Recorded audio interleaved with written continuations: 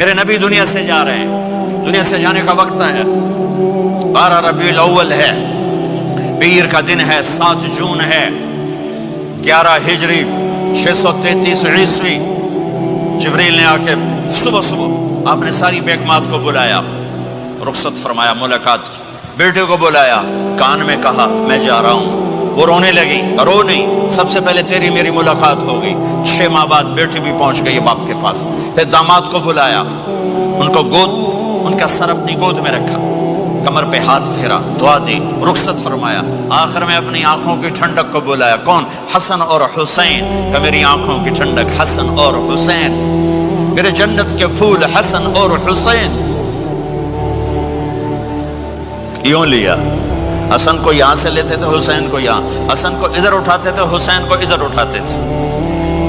حسن سر سے لے کر کمر تک پورے اپنے نانا کے مشابہ تھے، کمر سے پاؤں تک اپنے باپ کے مشابہ تھے۔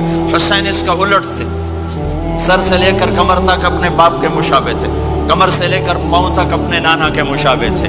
اس مشابہت کی وجہ سے آپ کہا کرتے تھے حسن میرا بیٹا ہے، حسین علی کا بیٹا ہے۔ آخر میں ان کو بلا کر یوں لیا، اور ساتھ ہی آنسو ٹپ ٹپ ٹپ ٹپ ٹپ ٹپ۔ بیویوں کو جدا کیا، آنسو نہیں، بیٹی کو جدا کیا، آنسو نہیں، داماد کو جدا کیا، آنسو نہیں، جب بچوں کو جدا کرنے لگے تو یوں آنسو۔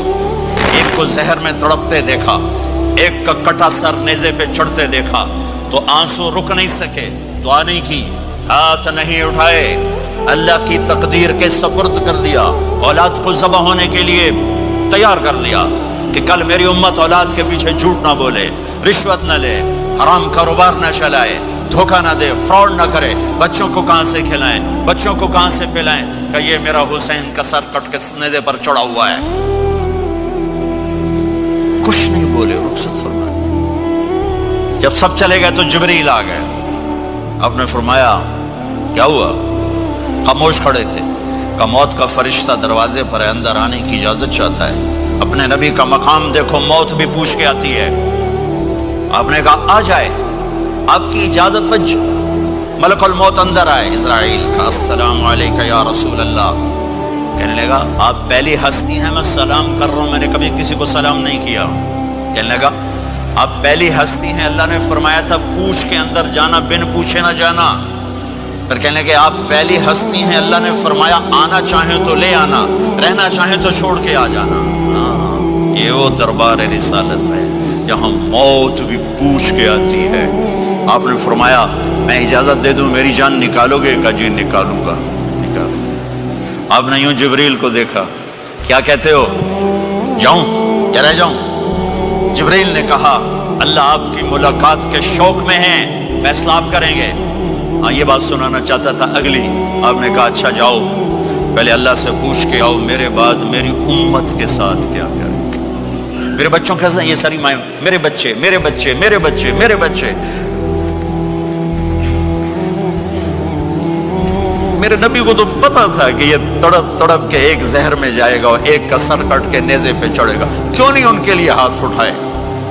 ہمارے لیے کیوں روئے کہ جاؤ اللہ سے پوچھ کے میرے بعد میری امت کے ساتھ کیا کرے گا، میں پھر جواب دوں گا۔ جبریل واپس گئے، موت کا فرشتہ کھڑا ہوا ہے، جواب آیا یا رسول اللہ آپ کا رب کہہ رہے ہیں آپ کی امت کو تنہا نہیں چھوڑوں گا، مجھے میرے رب کی قسم جو سن رہا ہے جس نے ہمیں یہاں جمع کیا ہے، سنو میری بات غور سے، اگر میرے نبی یہ سوال نہ اٹھاتے تو آج میں اور آپ بھی بندر خنزیر میں بدل چکے ہوتے۔ میری اور رب کی کوئی رشتہ داری نہیں ہے۔ اس امت نے وہ سب کچھ کر دیا جو پہلی امتوں نے کیا، لیکن کون ہے جس نے اصحابوں کو روکا ہوا؟ وہ میرے نبی کے آنسو، میرے نبی کی آہیں، میرے نبی کی دعائیں، میرے نبی کی فریادیں، میرے نبی کی تڑپ، میرے نبی کا رونا، میرے نبی کا پیٹ پہ پتھر باندھنا، اس نے روک دیا۔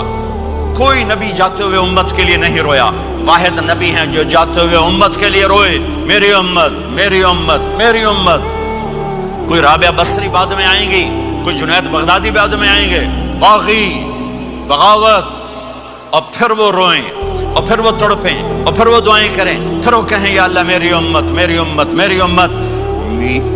ہائے ہائے، اور جب اجازت دیتی ملک الموت کو کہ جاؤ اللہ کی تقدیر کو پورا کرو، تو پھر بھی امت کو سبق دیا، اے میری امت الصلاۃ وما ملکت ایمانکم، ایک نماز نہ چھوڑنا، ایک میری امت کے کمزور لوگوں پہ رحم کرنا، نماز نہ چھوڑنا، کمزوروں پہ رحم کرنا، نماز نہ چھوڑنا، کمزوروں پہ رحم کرنا۔